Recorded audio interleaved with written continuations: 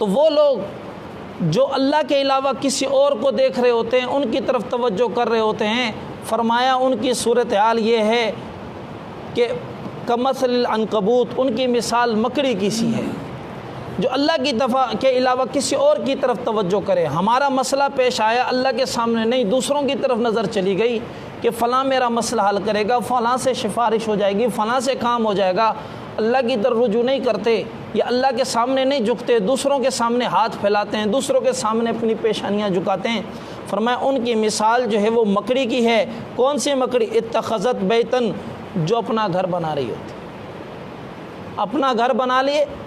جس طرح مکڑی کا گھر بہت نازک ہوتا ہے، بہت کمزور ہوتا ہے، اس کے جو پلرز ہوتے ہیں وہ بہت عاجز اور کمزور ہوتے ہیں، تو فرمایا کہ جو لوگ اللہ کے علاوہ کسی اور پر بھروسہ کرتے ہیں ان کی صورتحال بھی یہی ہے۔ اور فرمایا ان اوہن البیوت لبیت العنکبوت، اور گھروں میں سے سب سے زیادہ کمزور، سب سے زیادہ عاجز، سب سے جلدی ختم ہونے والا جو ہے وہ مکڑی کا گھر ہے۔ لہٰذا جو اللہ کے علاوہ کسی اور پر بھروسہ کر کے کچھ کرنے کی کوشش کریں گے ان کا حال بھی یہی ہونا ہے جیسے مکڑی کے گھر کا ہوتا ہے۔ تیز ہوا آ جائے وہ ختم، پھونک مار دیں وہ ختم، ایک انگلی سے یوں کر دیں وہ سارا ختم ہو جاتا ہے۔ اور اس میں بعض مفسرین نے بڑی عجیب بات فرمائی، لو کانوا یعلمون، اللہ کہتے اگر تم جان لو۔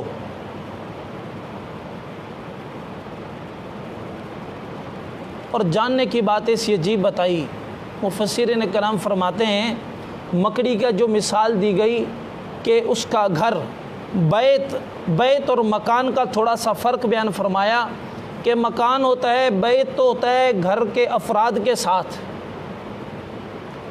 مکڑی کا یہ ہے کہ جب اس کی اولاد ہو جاتی ہے اور وہ حاملہ ہو جائے، بچے ہو جائیں، تو وہ اپنے نر کو یا اپنے شور کو خود مار دیتی۔ کیا کرتے تھے بھائی؟ خود مار دیتے، اس کی دشمن خود بن جاتی ہے۔ تو جو گھر کو بنانے والا، گھر کا مالک تھا، اس کو دشمن اس کو مار دیا تو خاندان تباہ برباد ہو گیا یا نہیں ہو گیا بھائی؟ اپنے گھر کی خود دشمن۔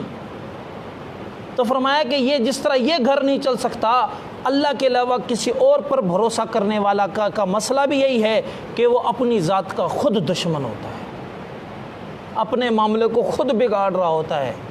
جس طرح وہ گھر اس کا نہیں چل سکتا، اللہ کے علاوہ دوسری طرف بھروسہ کرنے والے وہ بھی ایسے ہیں کہ مثال کے طور پر اگر میں کسی چیز کا سہارا لینا چاہوں، اور سہارا بھائی کس چیز کا لے رہے ہو کہ جی جو یہ لائٹ، یہ مختلف، اس لائٹ کا سہارا لے کے میں کھڑا ہونا چاہتا ہوں، تو بھائی میں کھڑا ہوں گا یا گر جاؤں گا؟ اس کا سہارا لے ہی نہیں سکتے۔ ہاں کوئی ڈیسک پڑی ہو، کوئی لوہے کا اسٹینڈ ہو، کوئی دیوار کا پلر ہو، اس پہ تو لیا جا سکتا ہے، جس پر لیا ہی نہیں جا سکتا۔ تو اللہ تعالیٰ کہتے ہیں کہ میرے علاوہ جو کسی اور کو اپنا والی وارث بناتے ہیں، کسی اور پر بھروسہ کرتے ہیں، ان کی حالت بھی اسی عنکبوت کی طرح ہے کہ جو اپنے گھر کو بنا رہی ہوتی ہے لیکن وہ بھی اتنا کمزور اور عاجز ہوتا ہے اور وہ ختم ہو جاتا ہے۔ تو اللہ کے علاوہ جس پر تم بھروسہ کرتے ہو، جس پر اپنے مسئلے حل پیش کر رہے ہوتے ہو، تو وہ بھروسہ، وہ تعلق بھی اسی طرح ختم ہو جاتا ہے۔ تو لہٰذا ہر مشکل میں، ہر پریشانی میں اللہ کی طرف رجوع کرنا یہی اسلام ہے، اور اسی کی طرف اللہ تبارک و تعالیٰ نے بلایا۔ اور اللہ کہتے ہیں تلک الامثال نضربها للناس، یہ مثالیں ہیں جو ہم تمہیں دیتے ہیں، اور وما یعقلها الا العالمون، اور ان کو سوائے علم والے، سوائے سمجھ والے اور کوئی نہیں سمجھ سکتا۔ تو اللہ تبارک و تعالیٰ نے اپنے بھروسے کے بارے میں فرمایا کس طرح اللہ تبارک و تعالیٰ پر بھروسہ رکھنا ہے، اور یہ ساری چیزیں اللہ نے بتائی۔ اسی صورت کے آخر میں ایک اصول بتا دیا، قیامت تک اصول ہماری کامیابی کو بتا دیا، بلکہ ہماری نہیں، میں تو اس بات کو عجیب بات کہہ دوں کہ پوری دنیا کی کامیابیاں، آج یورپ جس طرح کامیاب ہے، میں کہتا ہوں اس آیت پر عمل کر کے کامیاب ہے۔ اللہ تعالیٰ فرماتے والذین جہدوا فینا لنہدینہم سبلنا، جو لوگ جد و جہد کرتے ہیں، کوشش کرتے ہیں ہمارے راستے میں یا کسی بھی معاملے میں، لَنَهْدِيَنَّهُمْ، البتہ ضرور بھی ضرور ہم ان کے لیے راستے کھول دیتے ہیں۔ جو جد و جہد کوشش کرے گا اللہ اس کے لیے راستے کھول دیں گے۔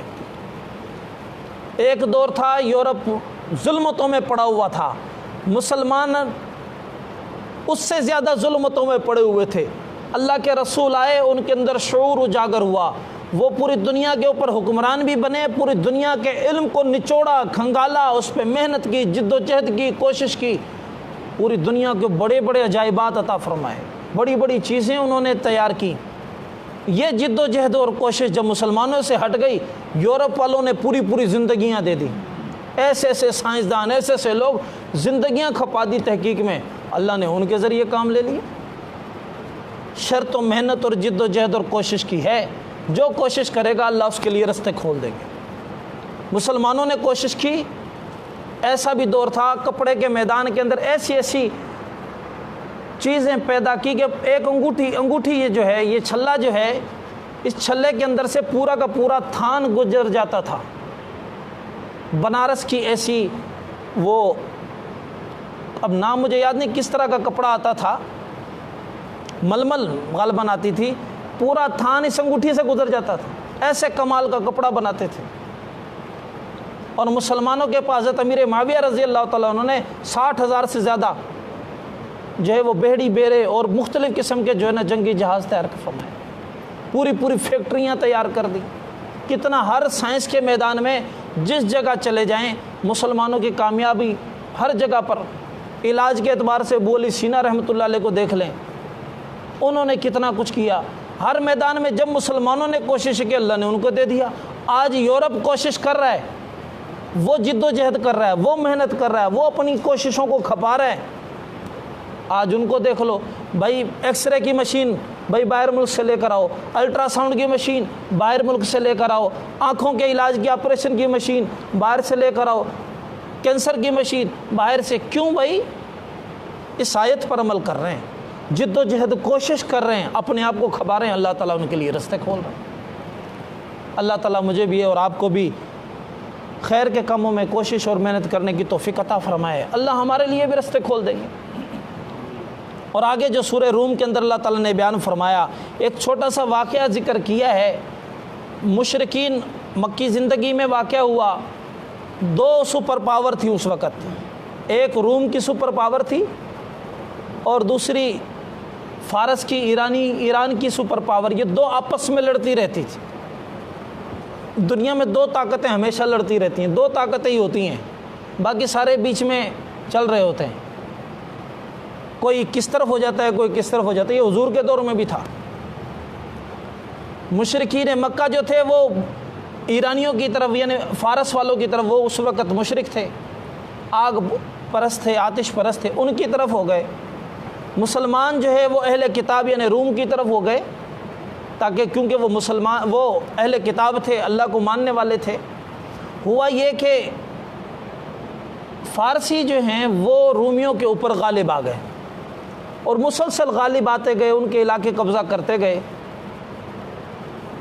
اور ہوا یہ کہ آگے ان کے روم جو سردار بادشاہ تھے وہ بھی آپس میں اختلافات میں مسلسل کمزور ہوئے جا رہے۔ حضرت ابوبکر صدیق کی غالباً ابو جہل سے کسی دوسرے سے شرط لگ گئی، انہوں نے کہا جی مسلمان دوبارہ جو ہے وہ روم والے غالب آ جائیں گے۔ انہوں نے کہا ٹھیک ہے، 100 اونٹ لگ جاتے، تو وہ لگا کر آ گئے۔ پھر اللہ تعالیٰ نے یہ آیت نازل فرمائی اور ابوبکر کو حضور نے فرمایا کہ جاؤ سے کہہ دو کہ 9-10 سال کے اندر 10 سال سے پہلے غالب آ جائیں گے، یہ شرط لگاؤ، سال مقرر نہ کر، یہ کہہ دینا کہ 9 سال کے اندر ایسے۔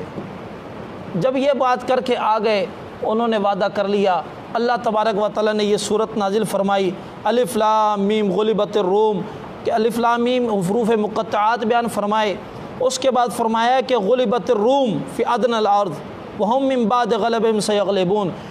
جب یہ غلبت روم والے جو ہیں وہ مغلوب ہو گئے، وہ شکست کھا گئے زمین کے کافی حصوں کے اندر، لیکن وہ اس غلبے کے بعد دوبارہ خود غالب آ جائیں گے۔ کب آ جائیں گے؟ فی بضع سنین، چند سالوں کے اندر آ جائیں گے۔ للہ الامر من قبل و من بعد، یعنی اللہ تبارک و تعالیٰ کے پاس ہی سارا اصل حکم اور بادشاہت ہے، اس سے پہلے بھی اور بعد میں بھی۔ وَيَوْمَئِذٍ يَفْرَحُ الْمُؤْمِنُونَ بِنَصْرِ اللَّهِ، اور اس دن مومن خوش ہو جائیں گے اللہ کی مدد کے ساتھ کہ وہ روم والے اہل کتاب فتح حاصل کر لیں گے اور وہ ہو جائیں گے۔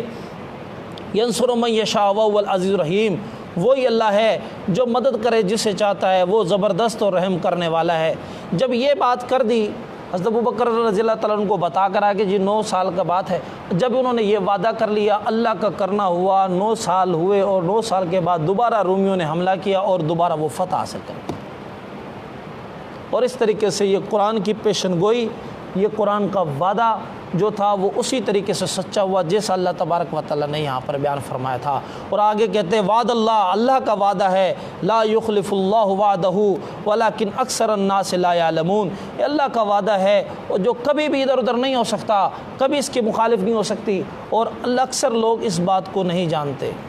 یعلمون ظاہرا من الحیات الدنیا، وہ دنیا کی زندگی کو ظاہر کو تو دیکھ رہے ہوتے ہیں، اس کو حاصل کرنے کی کوشش کرتے ہیں، وہم عن الآخرۃ ہم غافلون، اور آخرت سے وہ غافل ہوتے ہیں۔ تو قرآن کی سارا خلاصہ اور جد و جہد جو بتانا، جو تعلیم ہے، وہ یہی بتائی جا رہی ہے کہ اصل زندگی آخرت کی ہے۔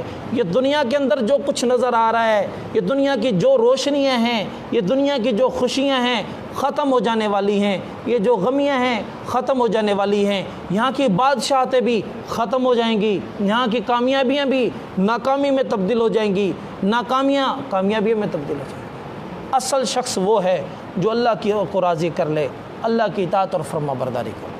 اللہ تبارک و تعالیٰ سے دعا ہے اللہ تبارک و تعالیٰ مجھے اور آپ کو اپنی اطاعت اور فرما برداری نصیب فرمائے اور ایمان اور اعمال کی زندگی نصیب فرمائے۔